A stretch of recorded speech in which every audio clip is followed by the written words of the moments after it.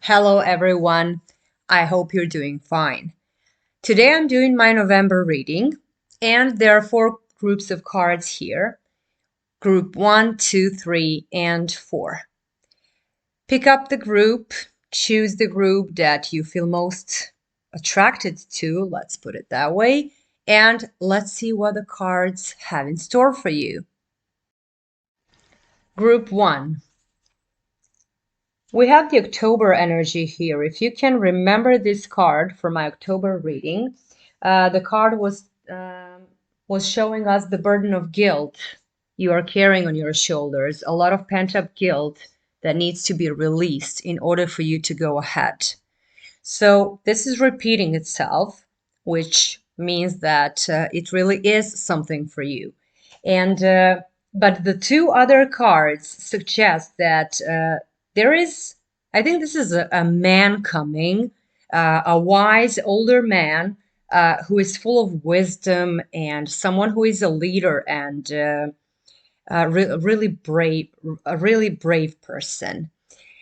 This brave person is also intelligent, and he suggests that you need to find clarity before you take your next steps.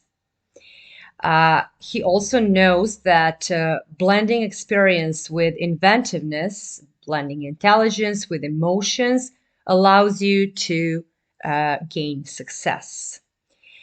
He's also telling you to be courageous in the pursuit of your path and to find your own authority and to find your own way rather than just feel the way.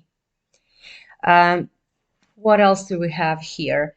I also drew a card of the healer, which is the card of health and vitality.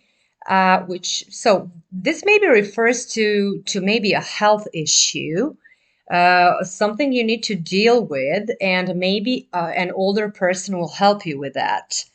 Uh, this is definitely the force of ancient wisdom. This is the energy of profound healing. It pours from this man's heart and hands, and it's it is obvious that he has healing intentions.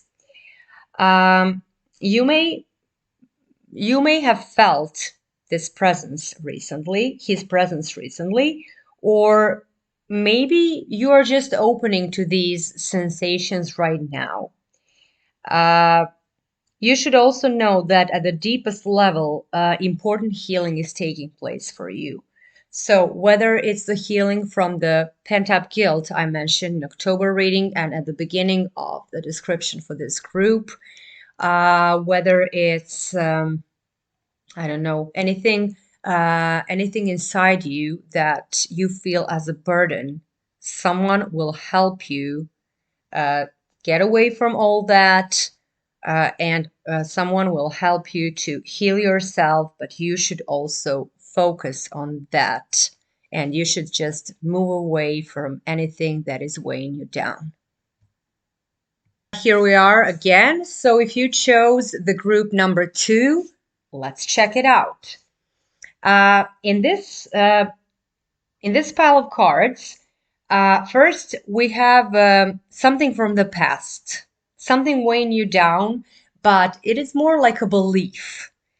It is like people who brought you up made you believe that your voice, which is the most unique part of yourself, isn't worth very much. But I really need to tell you that this couldn't be further from the truth. Your words are worth all the stars in the sky. Please don't forget to let your voice be heard because it's powerful enough to sink a dozen spaceships. Uh, Maybe the situation you find yourself in is a bit overwhelming, but you really need to bear in mind that you have enough strength to see through to a successful outcome. You should pay attention not to fall into old patterns of giving your power away. Because each time you let others define you, every time you let others make decisions for you, You take yourself out of the picture of your own destiny creation. You should meditate on the vibrating light and recall the eternal power that goes through your life. It's just time for you to take back your control. And the High Priestess card says just that. You take back your control, and how do you do that? By tuning into your intuition. So, right now, you're going to have some insights. There is profound wisdom flowing to you now, and in order to access them, you need to tune into your intuition. You need to submerge your thoughts into the subconscious. The language of your unconscious mind will reveal itself to you now through some metaphors, through dreams, some really old memories that resurface to be processed. So pay attention to synchronicity, pay attention to the nagging feelings of being off track, and especially pay attention to your gut feelings that move you in a new direction at this time. You have all the answers you are searching for, and following the truth is the path to them. Let's check out group number 3. This is a little bit mixed up, but I will try to untangle it, right? So here we may have something that is coming to an end, like previous connection, something, I don't know, warnings of delay and perhaps even possible disappointment. To be more specific, the sale of a house could fall through. The job offer might not come when expected. A romantic union may be stalled. But this card is telling us to think first before we judge, not to rush. So we may have one opinion on things, but we may look at other people as being the competition.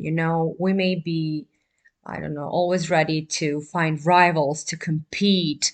But here, it's not good to use that needy, urgent energy because it can postpone the desired outcome even more. So in this case, you should continue taking action, even if it means in another direction, and the patience will definitely pay off. If we talk about the breakup of a relationship here, you should always remember that you deserve to be honored.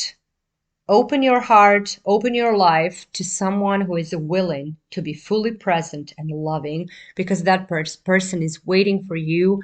And this is what Two of Cups is telling us. There is someone waiting for you, someone who is your soulmate, someone who is maybe a twin flame. This is the card of romance and love, bliss, attraction, the unity of the like-hearted.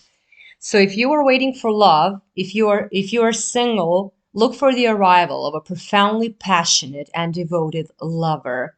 Just like I said before, think first before you judge. Don't just rush into judgment. This could be the perfect pairing of matched souls, and it has the potential to develop into the magical entanglement of twin flames, the merging of paths that will forever be united or changed as a result. If you're not single, then you should just ask yourself, are you putting enough energy into your relationship? So you should maybe be more committed. And this is the rating for group number 4. Here we see that in November, the endings are coming. So these endings, you shouldn't be afraid of them because they are inevitable. We, as people, we tend to see things in black and white. We usually forget to look at the gray in between. There's someone in your life who's beginning to fade away, or maybe, they're altogether gone now. This card, one of these cards that shows the color gray, says that you shouldn't fight it. Real relationships are not the same as the fairy tales we know. There are no nice and tidy bows to tie things up at the end, leaving you satisfied. Acceptance isn't easy, but it's a thing you need to work toward. We create our own closure. That being said, when the endings come, we should pay attention to the fact that we cannot move forward if we are being stopped by strong attachment to old patterns or people from the past. The stuff that may keep you stuck could be a physical addiction, emotional pattern, even an old relationship.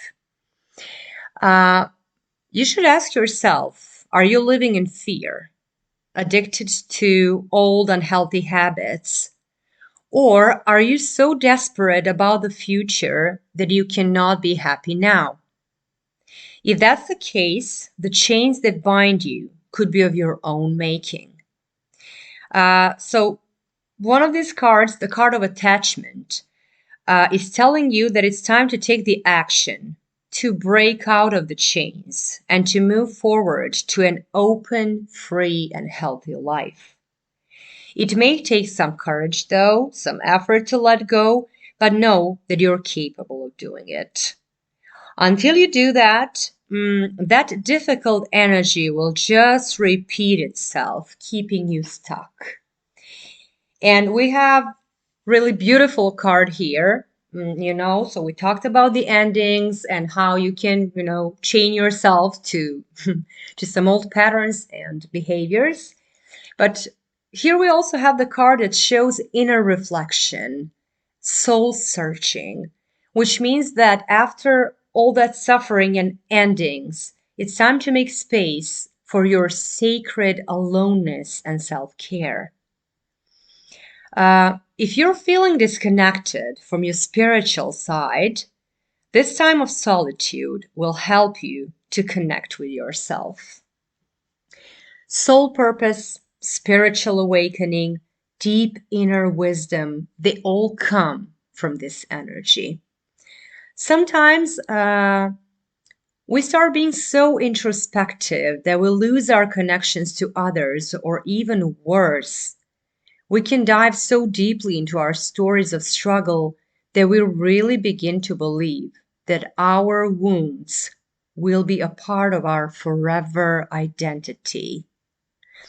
But this is something you need to remember. Our continual search for our own healing and inner truth doesn't mean that we are not already whole and healed. We just need, we need to shine the light on that path and see the truth with all of our hearts.